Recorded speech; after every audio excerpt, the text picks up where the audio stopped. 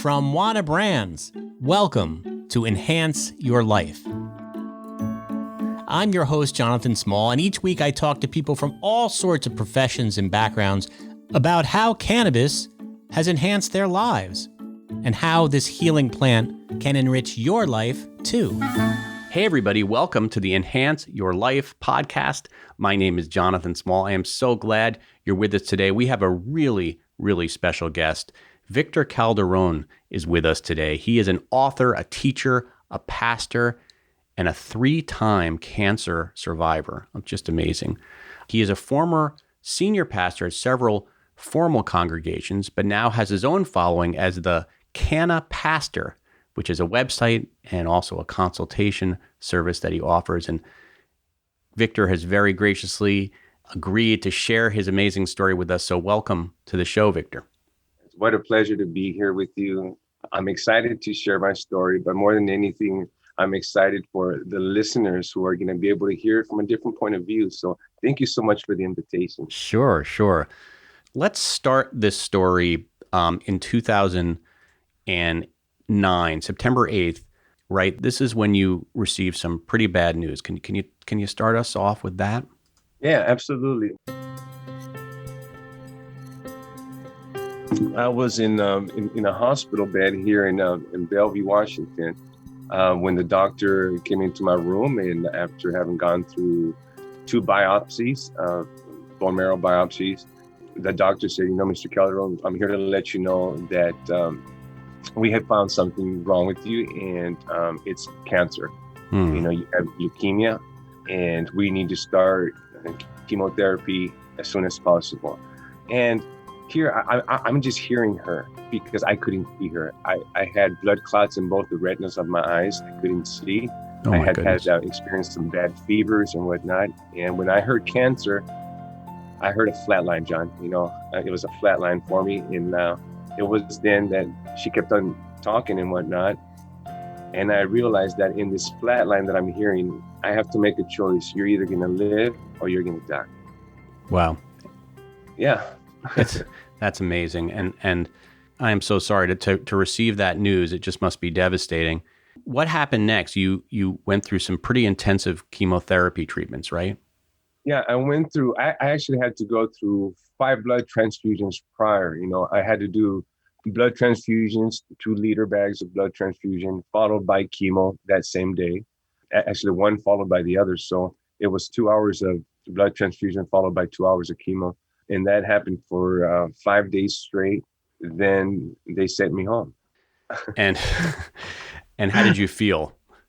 I felt disgusted. I felt like throwing up. I felt weak. I felt like I was physically dying, but I had already made up my mind that I would see my daughter, who was 5 at the time, that I would see her graduate, that I would see her get married, that I would see her have children, that I would see her. I had made up my mind that I was going to see a lot of these things happen, and death wasn't an option. And I'm sure your faith played a big role in that as well. Absolutely. If I didn't have faith, I don't think I would have made it through. And I had to have people around me that were filled with faith. There was no form of doubt. That's what kept me going, brother. Now, you had an assist from Cannabis. Talk a little bit about how that was introduced into your life and when you discovered cannabis. Yes, my friend Shayna, she was actually the phlebotomist, like drawing my blood every day, because I had to get my blood drawn every day. And then it went to every other day, and then like once a week and whatnot. And after doing this for about 2 months, she said, Vic, I don't see you doing, like getting any better. Sweetheart, I don't want to step out of my boundaries here, but I feel you and I have had a good rapport, and I feel like I should share this with you. Would you mind me sharing something that's a little more personal? I said, absolutely not. Please share with me. She says, I have a sister who's going through cancer, and cannabis has been very helpful to like her, like feeling nauseous and anxiety and not being able to sleep at night. And she said, would you consider cannabis for yourself? There's a study going on at the University of Washington. There's this and that. And she said, you would fit perfect for it. I said, I would consider that. And she says, I don't want to be the person to pressure you, but take your time, And so I did the research. She talked to me about RSO, Rick Simpson oil. She talked to me about full plant extract and all these different things that was so new to me. I said, I'm going to do some research on my own. So I did. I did some research for about 2 to 3 months, and I found out who this Rick Simpson guy was, and how he helped himself as well, like cure cancer and faith as well. Had to have faith.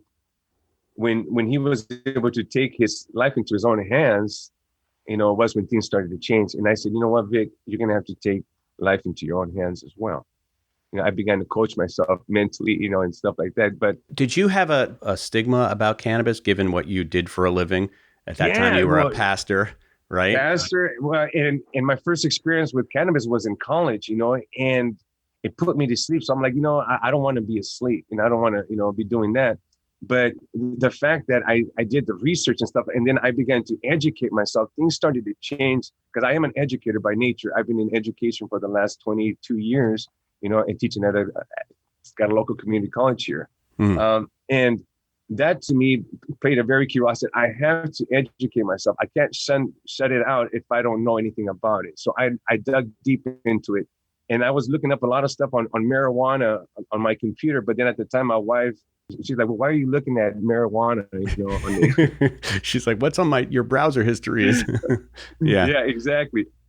So I'm just like, I'm going to find whatever I can that works for me, So I started this study.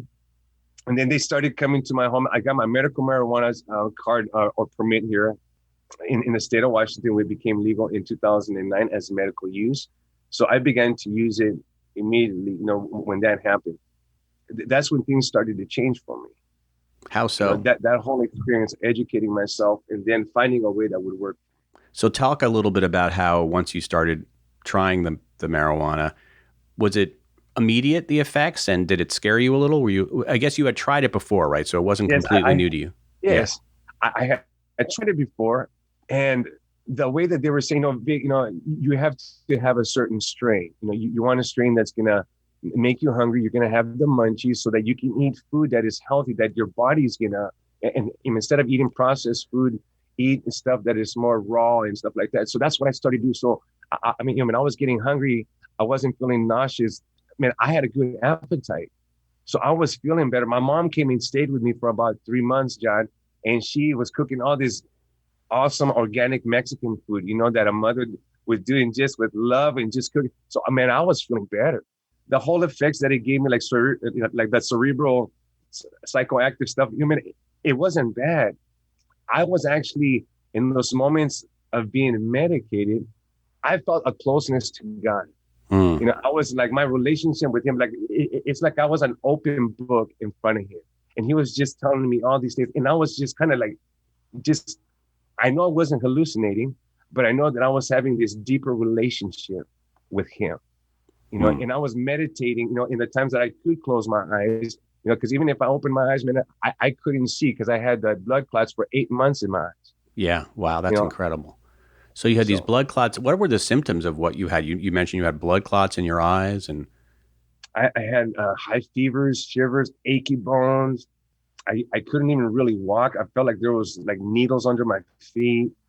And does the cannabis helped with those symptoms, I guess, right? I mean, obviously, it did. Yeah. I don't want to say that you shouldn't have had the regular traditional treatments you had, because those really helped you too. But this helped you with the sort of after effects, it seems like, of those treatments. When you have inflammation in your body, which most doctors say, well, you have an inflammation of this, inflammation of that. Well, that's what I had in my whole body. Okay. When you have chemo, okay, and you have all these different people's blood, it's no longer your blood that is in you. Okay. This is what my doctors told me. Okay. We had to have a 12-inch needle to get a bone marrow biopsy from you because you didn't have any more blood in your body. You should have fell somewhere dead because there's no blood running through your body. And you got these blood clots in your eyes because when you open your eyes, that's where it stopped. Like the blood actually stopped right there. So I shouldn't be here today to even share this. It's amazing. My it's life a miracle. Yeah. But when they found out that they had to get a bigger needle for me, then that's when they said, well, we need to do a blood transfusion. We need to put some blood in you. And then the burning sensation that chemo does, people think, well, chemotherapy, it's not so harsh on you. Well, it's like you're burning from the inside out. They had to change my bed sheets 4 to 5 times a night, from just me sweating. Just, and by the mercy of God and the prayers of those that loved me from all over the world. By then, there was a lot of people all over the world that found out that this leader, this Spanish pastor, was going through all this treatment and chemo. But these people did not necessarily realize that you were using cannabis to help with some of the side effects. Most of these people have not realized that I'm still alive here today, 11 years later, okay, or now 12 years. They're just now finding out, oh man, he's been using cannabis. Yeah. Because I've become more vocal about it. My wife and I started our own CBD business, and we've become more of just aware of what's been helpful to us. And now we want to just share that and expose who we really are. Instead of being exposed by others, we'd rather expose ourselves to to what we're doing. Yeah. So talk to me about that period when you started getting to be on the mend, and you're still, I believe, a pastor at that point at a congregation, but you had this kind of, I guess, like a secret. Did you not feel like you wanted to tell at that point other people about it? And what was your concern? My concern was the whole stigma behind it, that, well, how is it that this pastor is preaching about healing, and he's preaching about God can do anything, yet he's going through all this and all that, and people don't seem to understand until it happens to them, Mm-hmm. So my point was at the time to share with those people. Like my spiritual leader knew that I was doing this.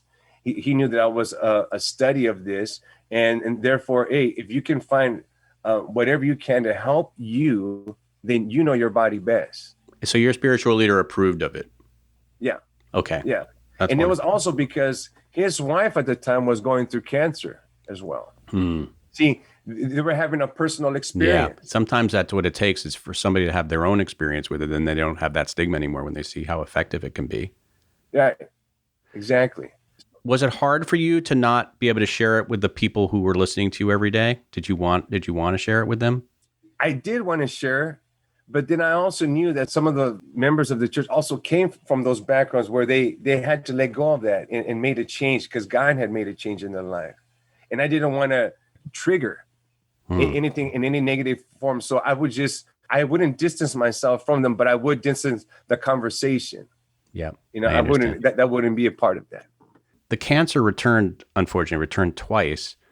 Was it the same form of cancer? Same form of cancer. Okay.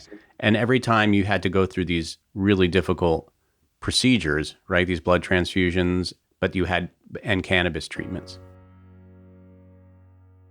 Well, for the second time, when it came in 2015, it came back again, and I had to go through a similar procedure, but this time I had to do the treatment at home, and it was 24 hours a day type of treatment. Wow. And it was very tough. It was I think it was tougher than the first time, but the support that I had the second time was much greater. What do you mean? Well, during my first time, my previous wife, I'm a divorcee. Mm-hmm. She was totally against cannabis. She was totally against any use of it. The smell disgusted her, and unfortunately, it came to the point where either my health or our marriage. I get it. And if I wasn't going to get the support, then that's the route that I took. And so when it happened the second time, I was already remarried. And it was a trial that I went through, and my wife was very supportive, and she got me the medicine that I needed. She would go into the store and she would get me what I needed, and was prayerful, was there by my side. And it was just a different support. It's like she wanted me to do whatever it takes to be around and be there for us. That's wonderful. So she was going to do whatever. Yeah. And she was open-minded. She did research also that I would give her like all this information that I was getting and learning. I was saying, hey, if you're open to it, it's right here. Right. And she began to read on her own and said, you know what, this is going to help him. Now, eventually you left the congregation that you were working at. And if you don't mind me asking, was that connected to the cannabis, or is that just completely a different It was a different thing? That was connected to something completely different. Okay. Yeah. So at what point did you decide I'm going to be a little more public about this? Like, you had been keeping this to yourself for a while, or, your close friends knew, your wife obviously knew, you said your spiritual leader. At what point did you say, I want to be more upfront about my use of cannabis and how it's helped me? It happened about 2 years ago when I started our home-based business, which had to do with CBD and hemp. Mm-hmm. The moment I started taking that CBD oil, because I've been on CBD oil, I've heard of CBD for like the last 11, 12 years, but the quality of it wasn't as good, So then when I started taking this and it started helping my body, and in 2018, when I got re-diagnosed again with leukemia, and my doctor says, we need to start chemo right now. And I said, I'm sorry, doctor, but I'm not going to do it.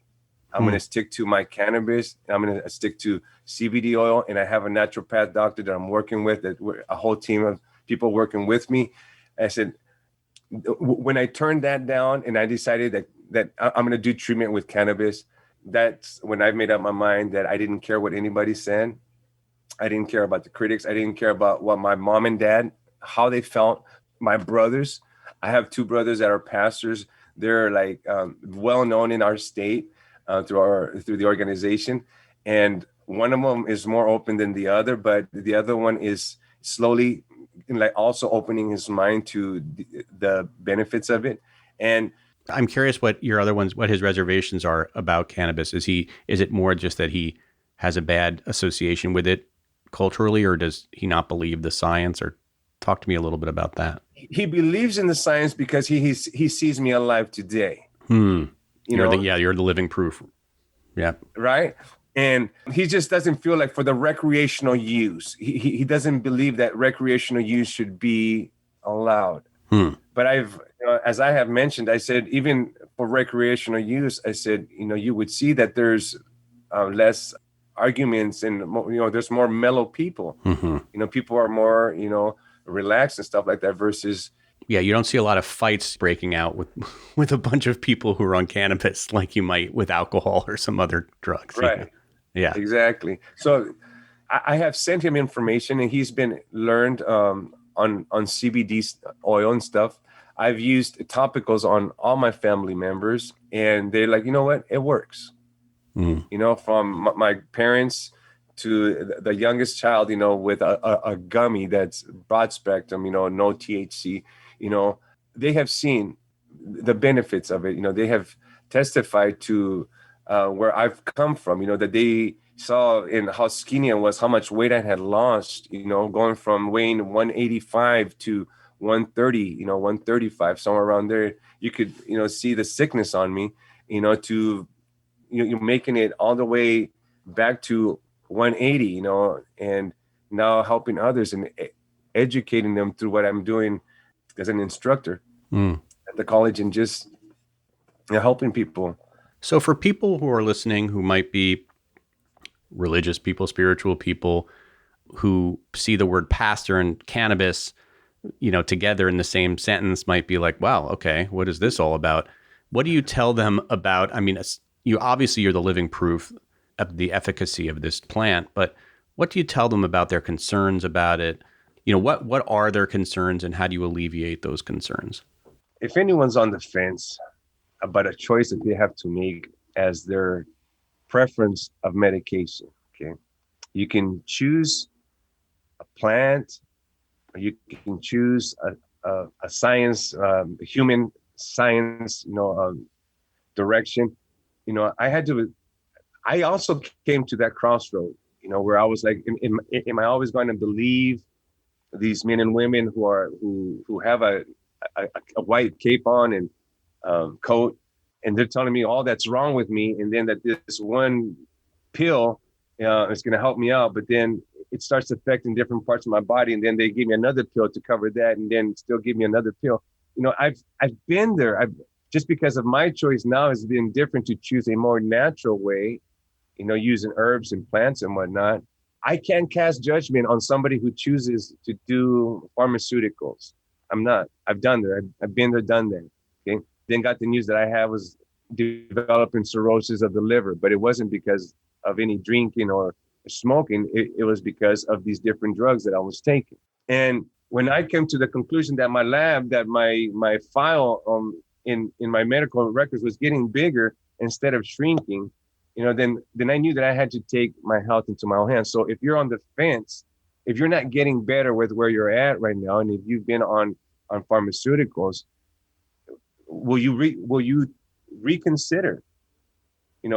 I had to take a step back for 3 months and do a research to reconsider. It took me 3 months to decide if I was going to do cannabis or not. But I did it. But I also knew, that there was going to be some criticism to that. And there was going to be judgment, and all this was going to be used against me someday in a court hearings. And it has been used against me in court hearings. Really? Talk about that. Again, being now divorced, my ex-wife has tried to use, he's a drug addict. He's a pothead. He doesn't need it, Well, again, she hasn't had to have a personal experience yet, and now my children are being thrown this way and that way because, well, what do you smell at dad's house? Oh, I smell marijuana all the time, which is untrue. Right. And so when you have all these stories being made up of you when you're not even living around me, but yet the court system chooses to believe, our other influences, it's kind of hard to want to continue doing this. But I know that that I'm doing the right thing, because this goes beyond me, and there's other fathers out there, and I know that there's other pastors out there that would consider using cannabis versus their pharmaceuticals, but again, they're also afraid of the criticism, and especially by that person that is supposed to be the most supportive, that sometimes isn't, and that sometimes can be your spouse, whether you're a male pastor or a female pastor. Sometimes, you're not going to have that support. Yeah. Well, you're very brave to be doing what you're doing. How are you feeling now? I feel good. I'm feeling excited that, for the opportunities that are being given through people like you, Jonathan, who say, I've gone on your website, and it's just amazing that you have evangelical background, and you've been doing this. What's been the criticism like? How have you overcome that? Man, I've been laughed at. I've been called different names. They have called me the Cheech of Pentecost. El Chapo of Pentecost, just different, and I don't mind it. I know that there's support from my friends who are in ministry. I got a call not too long ago from a friend of mine that is in the California area, and he said, Vic, I think what you're doing is awesome. I believe that there's good in cannabis. He says, and if any of my members of my church reach out to you, I could trust you with you navigating them through the process, because you shouldn't be here today. You should be dead. He says, but I feel from God to tell you that I trust you.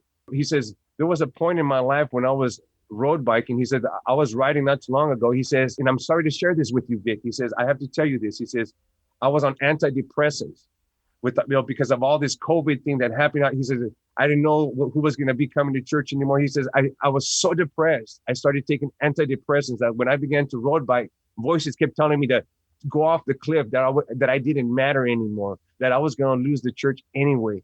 He says, and if I would have listened to those voices that these drugs were causing me to hear, he says, I began to understand that there's a lot of my people that come to this church that may be depressed, that may be going through that same experience. And if you can help them get out of taking these drugs, he says, I'd be more than willing to just trust you with that.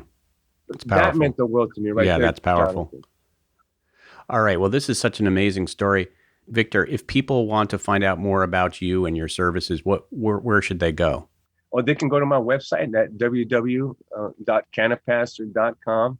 They can send me an email at victor@cannapastor.com. They can call me directly, 206-556-0910. I'm here to serve, and if you're on the edge, or you're on that rope, just trying to decide, I'm not here to try to convince you. I'm just here to let you know that I'm just a living testimony of faith and cannabis. Amen to that. Thank you so much for speaking with us and sharing your incredible story. And I'm glad to hear that you're doing well. And I wish you continued health and success. Thank you, brother. Thank you so much. And I always, peace, love, and CBD, brother. Peace, love, and CBD. All right. We'll CBD you later. Enhance Your Life is brought to you by Wana, the #1 infused product in North America.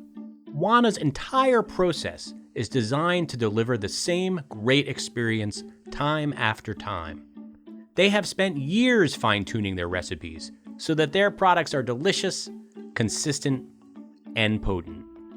For more information, head on over to wanabrands.com. That's Wana, W-A-N-A, brands.com.